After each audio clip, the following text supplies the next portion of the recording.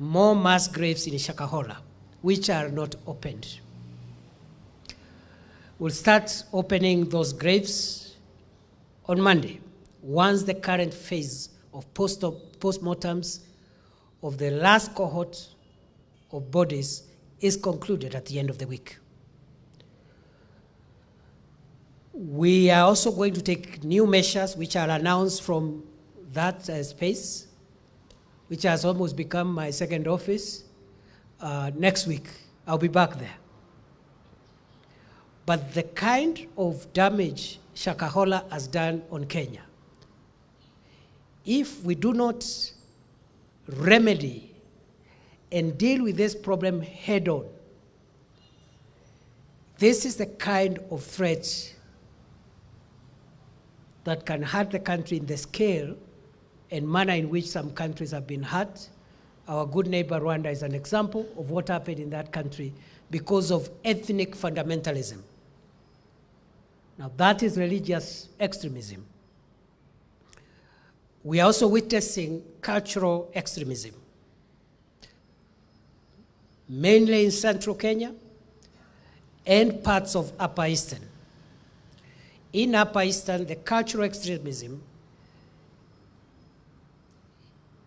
and Northern Rift Valley, the cultural extremism is in the perpetuating of some of the crimes we are fighting in that area, including cattle rustling. There is a cultural extremism component that we must tackle. In central Kenya, we have seen during the period under review a reemergence of cultural extremism by groups which are proscribed under the law of Kenya and which some people would like to revive.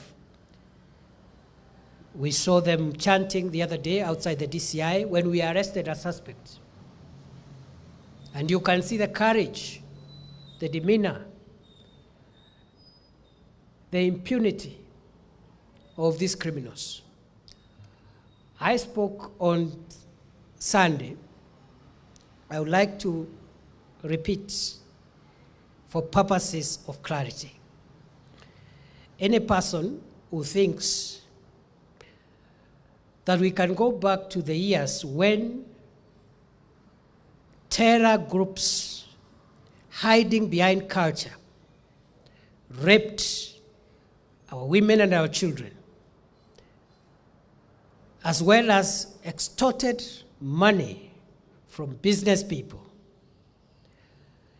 that person is dead wrong. Or could be recruiting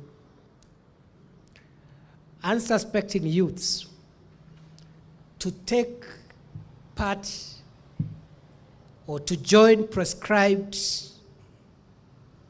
organizations are enemies of Kenya. And for the sake of Kenya, we have to come for you and we'll get rid of, so that you go where criminals go. Criminals are supposed to be in prison, and I am the Minister for Prisons.